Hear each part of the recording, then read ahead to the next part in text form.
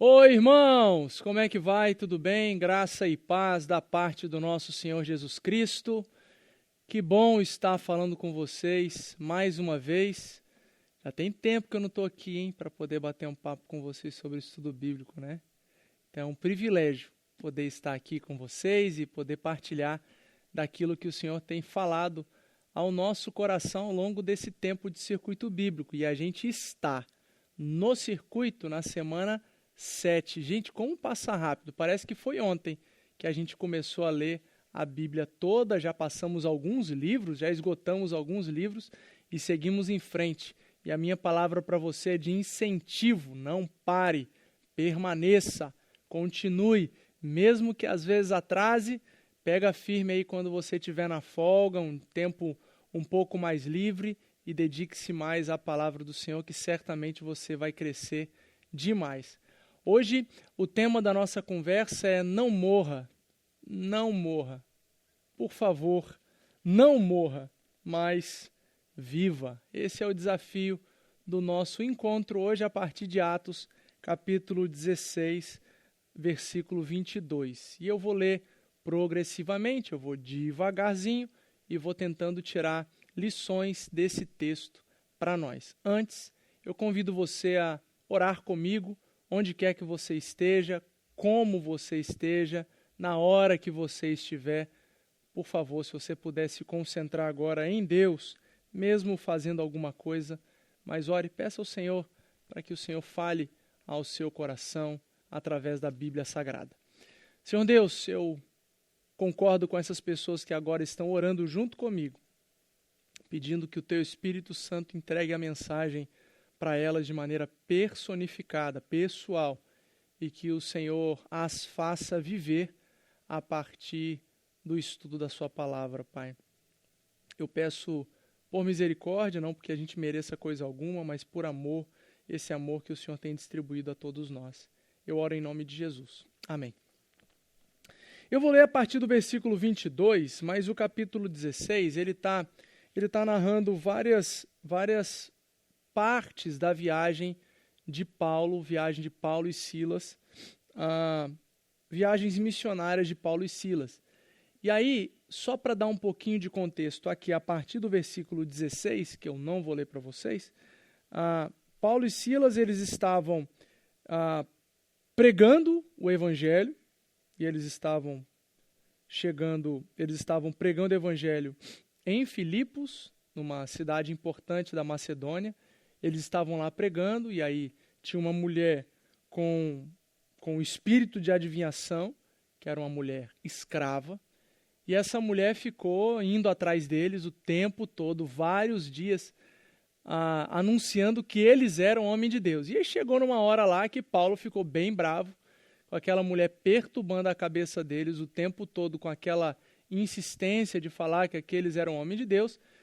E não me pergunte por quê, depois de algum tempo já ouvindo esse negócio dessa mulher, ele vira para a mulher e repreende o demônio que estava perturbando a vida dela, e a mulher, então, é liberta. Então, quando a mulher é liberta, começam, então, os problemas de Paulo e Silas, aqui no versículo 22. Então, eu te chamo a atenção porque os donos dessa escrava, que ganhavam dinheiro por causa da adivinhação que ela fazia às pessoas, eles ficaram muito bravos com Paulo e Silas, porque eles tiraram deles a maravilhosa fonte de renda que eles tinham. Então, eles ficaram muito bravos, e aí a gente entra no texto agora, beleza? Então você vai comigo aí, versículo 22, e a gente vai caminhando devagar nesse texto, nesses próximos versículos que a gente vai conversando. A multidão ajuntou-se contra Paulo e Silas, porque esses caras que ficaram bravos com Paulo e Silas levaram Paulo e Silas para poder serem julgados aos magistrados, porque eles estavam, segundo eles, perturbando a paz romana, pregando coisas contrárias a Roma, falando de um outro rei chamado Jesus. Então, A multidão ajuntou-se contra Paulo e Silas, e os magistrados ordenaram que lhes tirassem as roupas e fossem açoitados. Versículo 23. Depois de serem severamente açoitados, foram lançados na prisão.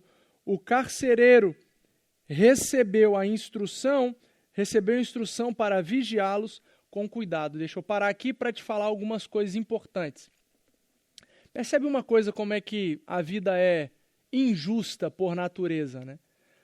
Os caras estavam pregando o evangelho, tinha uma mulher que era oprimida por demônios, foi libertada. Os donos dessa escrava ficaram bravos, levantaram falso testemunho a respeito de Paulo e Silas, e os caras, a gente não sabe todo o contexto político, o contexto de influência daqueles homens, mas aqueles caras compraram a versão daqueles donos, ou do dono da escrava, dos donos da escrava, e então, por influência também da multidão, eles foram humilhados e açoitados. Quando você lê aqui no versículo 22, que tiraram-lhe as roupas, é isso mesmo, tiraram as roupas deles. Imagina você em praça pública,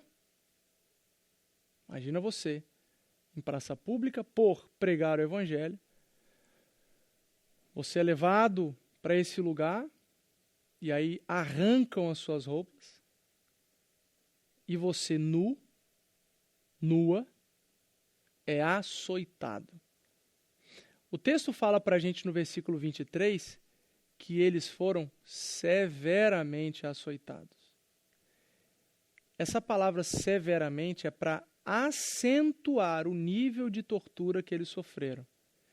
Eles não foram simplesmente chicoteados. Eles foram muito chicoteados e de muitas maneiras. Eles foram muito feridos.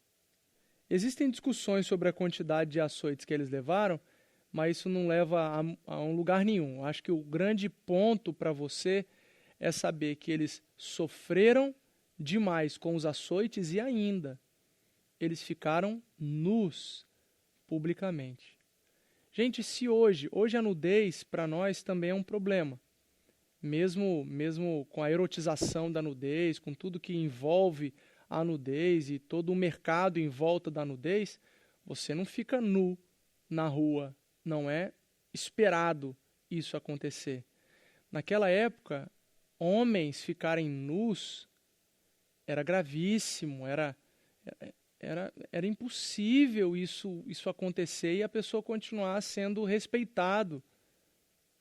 Entende isso? Então, o tirar as suas roupas e serem açoitados, a gente passa às vezes muito rápido pelo texto bíblico e a gente não dá devido valor.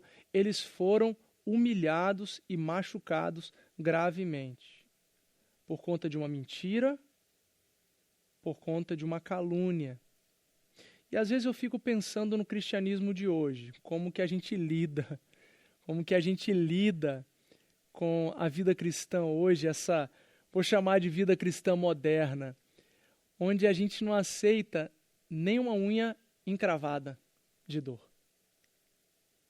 Onde a gente não aceita nenhum tropeção, uma batida, uma topada, como diz lá em Vitória, uma topada do dedão do pé para poder esfolar o dedo do pé. A gente não aceita isso na vida cristã, a gente é contra absolutamente qualquer tipo de manifestação de dor em nós, especialmente provocado pela nossa fé. Não sei o que aconteceu com a gente não, mas o Deus da Bíblia, o Deus que enviou Jesus Cristo, que empoderou os seus discípulos através do Espírito Santo, prometeu aflições, prometeu tribulações, disse que era necessário passar por tribulações. Esse cristianismo é o que eu acredito. Esse cristianismo faz com que Paulo sofra do jeito que sofreu e ainda desfrute de algumas coisas que a gente vai conversar daqui a pouco. Esse cristianismo mostra que o que me faz viver não tem a ver com o que eu estou experimentando nessa hora, nesse dia, nesse momento, nesse ano, nessa season. O que me faz viver é quem vive em mim. Não é para fora de mim. É quem habita em mim. Então vamos continuar no texto para a gente poder prosseguir um pouco mais. Então eu destaquei com você aqui os açoites nus. E agora vamos para o versículo 24. Versículo 24. Tendo recebido tais ordens, as ordens o carcereiro recebeu ordem de vigiá-los com cuidado, os lançou no cárcere interior e lhes prendeu os pés no tronco. Porque ele recebeu orientação, o carcereiro, de tomar cuidado com esses prisioneiros, Paulo e Silas, eles foram colocados numa parte ainda muito mais protegida do cárcere, mais longe da saída, mais difícil de acesso, e não só foram colocados dentro da cela, mas também aprisionados com as correntes a um tronco, para que não pudesse mesmo ter condições de sair. Por volta da meia-noite, deixa eu te falar uma coisa importante no nosso processo com Deus. Se a gente permanece com Deus, na desgraça a gente vê graça. Se a gente permanece com Deus e não vacila, não muda de opinião, não muda de fé, não, como diria na minha época de adolescente, quando os caras deixavam de ser flamenguista, o que é um absurdo, os caras eram vira-folha, né? Se você não virar a sua folha, não mudar de time, se você não abrir mão do seu relacionamento com Deus e não abrir mão da presença de Deus, mesmo com dor e sofrimento, você verá a glória de Deus. Você verá a glória de Deus. Por isso que a minha palavra sempre é de incentivo para que você não desvie, mesmo com dor, mesmo com luta, permaneça. Fique firme. O Senhor é com você e Ele é por você. Olha a história, versículo 25. Por volta da meia-noite, Paulo e Silas estavam fazendo o quê? Orando e cantando hinos a Deus. Os outros presos os ouviam. Gente, olha, eu confesso para vocês que eu ainda tenho muito que aprender. Eu sou um miserável que precisa aprender a viver cada vez mais esse lugar de contentamento, paz e alegria com Deus. Eu não sei se eu já cheguei nesse nível, talvez não. Sinceramente, muito provavelmente eu não tenha chegado nesse nível aqui. Porque os caras foram humilhados em praça pública, os caras ficaram pelados em praça pública, foram severamente machucados com açoites. E no mesmo dia, na verdade, no dia seguinte, à meia-noite, na noite do dia, na madrugada daquele dia, eles estavam cantando e orando. Para mim, isso é um nível de relacionamento com Deus que eu anseio, que eu desejo. E aí eu quero conquistar esse lugar, sabe? Não que eu seja capaz de conquistar, mas entenda bem, conquistar no sentido de me esforçar cada vez mais para que eu dependa de Deus, para que eu viva o relacionamento com Deus e que tenha paz, mesmo que esteja fisicamente debilitado, mesmo que seja publicamente humilhado, mesmo que seja injustiçado, privada ou publicamente. Eu quero chegar no nível que Paulo e Silas chegaram, onde machucados, injustiçados, humilhados, estavam na prisão, no lugar mais escondido, mais protegidos, aprisionados pelos pés, amarrados no tronco, cantando e orando. Deixa eu te falar uma coisa importante. e essa lição é para mim absolutamente. Eu quero, nos dias mais difíceis de prisão e de escuridão, cantar e orar ao meu Deus. Hinos de louvor ao meu Deus. Eu quero cantar o Salmo 23, eu quero cantar o Salmo 91, eu quero cantar o Salmo 121, eu quero cantar os Salmos, eu quero cantar. Eu quero orar, eu quero glorificar a Deus, eu quero. E isso a gente faz, irmãos, através de exercício.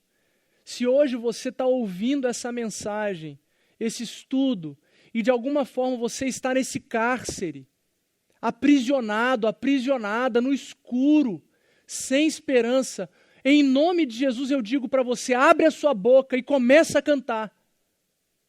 Começa a exaltar o nome de Deus, começa a louvar a Deus, começa a orar e chorar que você vai encontrar paz. Você vai, não fica só nos seus pensamentos remoendo essas mentiras que vêm e voltam na sua mente. Não, volte-se para Deus e comece a cantar e a louvar, mesmo que fisicamente você esteja debilitado, machucado, machucada. Ore a Deus, cante ao Senhor, reconheça quem Ele é. À meia-noite, enquanto oravam e cantavam, versículo 26, de repente, houve um terremoto tão violento que os alicerces da prisão foram abalados. Imediatamente todas as portas se abriram e as correntes de todos se soltaram. Então Paulo e Silas, junto com os outros que ouviam eles cantando e orando, eles estavam encarcerados e aprisionados. Não sei os outros, mas Paulo e Silas, a Bíblia fala que eles estavam amarrados pelos pés, acorrentados pelos pés no tronco. Tudo isso se soltou, todas as portas se abriram. Versículo 27, o carcereiro acordou, estava tirando aquele cochilo natural, normal. De noitona, o carcereiro está lá, estava dormindo. Acordou e vendo abertas as portas da prisão, desembanhou a sua espada para se matar, porque pensava que os presos tivessem fugido. Mas Paulo gritou, não faça isso, estamos todos aqui. Deixa eu falar uma coisa importante para você dessa história. Onde Paulo e Silas estavam? No cárcere interior, ou seja, eles estavam na parte mais difícil, pior acesso do cárcere romano daquela época. Beleza? Tá. Esse lugar era escuro. Não tinha luz, como nós temos aqui, como vocês estão me vendo hoje com luz. Não tinha, era meia-noite. Não tinha nada aceso, era tudo escuro, era um breu só. O carcereiro dormia. Quando ele acordou, provavelmente por conta do tremor, quando ele acorda, vê que as celas próximas a ele estavam abertas, imaginando que todos fugiram, desembanhou a espada para se matar. Por quê? Porque Roma mataria ele.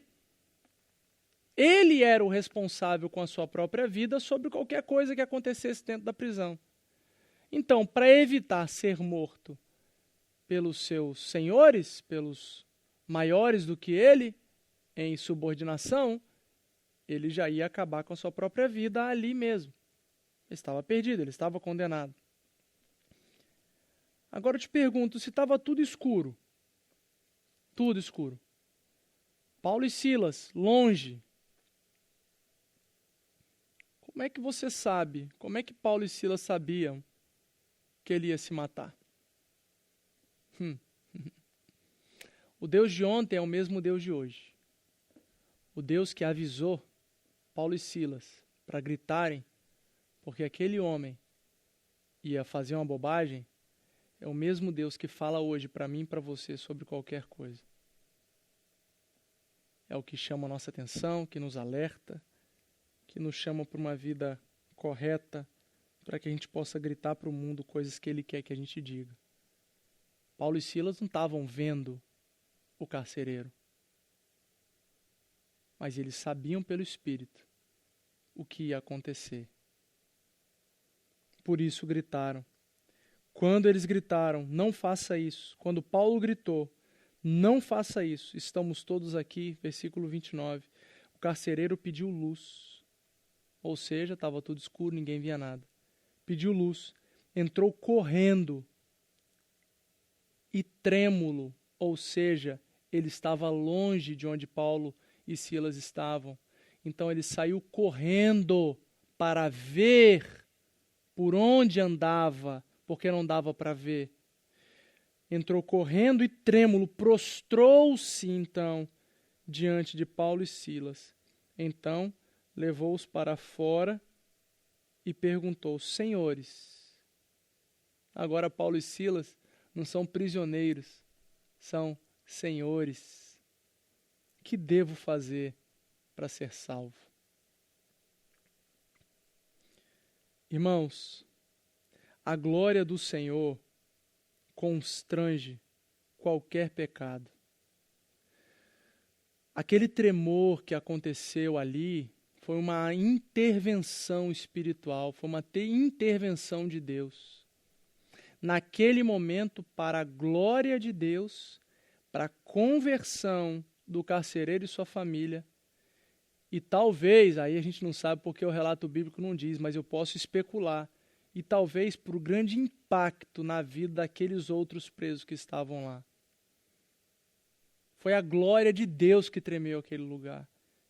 E a glória de Deus constrange o pecador a cometer pecados. Como a glória de Deus tomou aquele lugar, ninguém saiu. Por que que ninguém saiu? Não eram criminosos? Não eram pessoas que estavam esperando uma possibilidade de liberdade? Por que ninguém saiu? A Bíblia não fala mesmo. Então, a gente pode discordar desse lugar. Mas eu acredito que a glória do Senhor constrange o pecado. Fugir com um lugar repleto da presença de Deus não era uma opção. Parece que tinha um impedimento ali, sabe? Eu não sei se aqueles prisioneiros eram tementes a Deus como Paulo e Silas. Não sei, sinceramente eu não sei. Mas o que a Bíblia fala é que eles não fugiram. Estamos todos aqui. E a outra, eu falei do carcereiro que Paulo e Silas não sabiam, não estavam vendo ele, foram orientados pelo Espírito a gritar.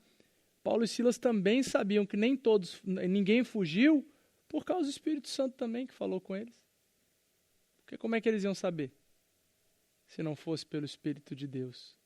Porque estava todo mundo fechadinho lá na sua.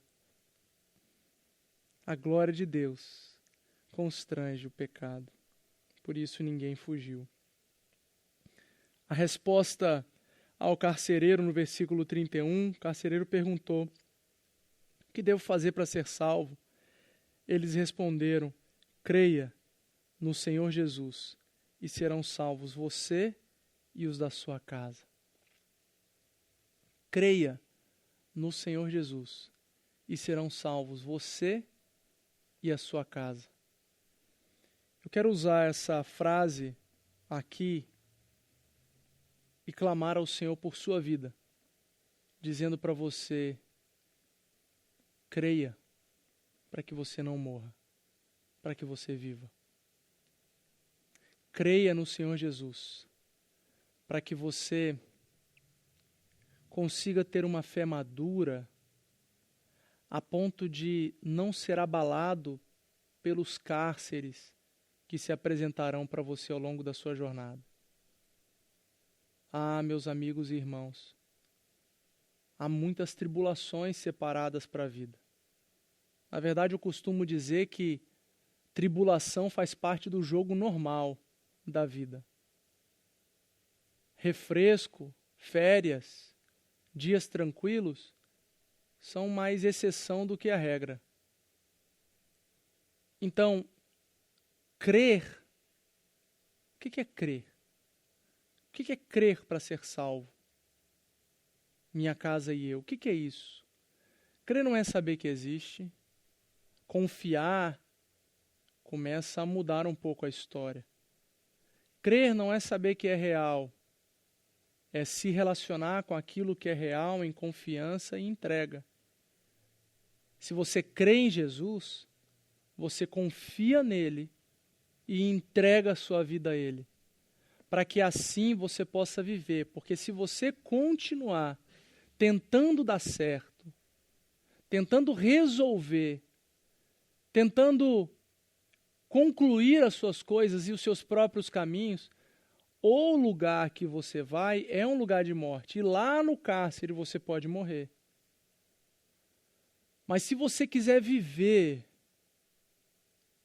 exatamente como Paulo e Silas, que diante de uma situação tão difícil, dura, glorificavam a Deus cantando e orando, e puderam testemunhar num dos lugares mais sombrios sobre o amor de Deus. E o carcereiro, se você continuar o texto a partir do versículo 32, você vai ver a relação que se estabeleceu entre o carcereiro e eles e a sua família. O carcereiro trouxe todo mundo para lá, sua família inteira para lá, para ver Paulo, para conhecer Paulo e Silas. Eles se converteram, foram batizados e depois o carcereiro levou eles para casa para dar comida e cuidar das suas feridas. Foi uma situação dura, difícil para Silas e Paulo, que levaram uma família inteira a ser salva pelo nome de Jesus. Creia no Senhor Jesus e será salvo. Será salvo do seu isolamento, da sua solidão, da sua angústia, da sua vida opaca, esquisita, da sua vida sem propósito. Será salvo de uma vida só para cá. Você será salvo de uma vida só para o seu marido, ou só para o seu filho, ou só para você mesmo, para suas coisas. Por que eu posso comprar mais? Qual vai ser o meu próximo negócio? Qual vai ser meu próximo empreendimento? Será salvo. Creia no Senhor Jesus, que você vai viver, não vai morrer. Sem Jesus é morte. Com Jesus é vida.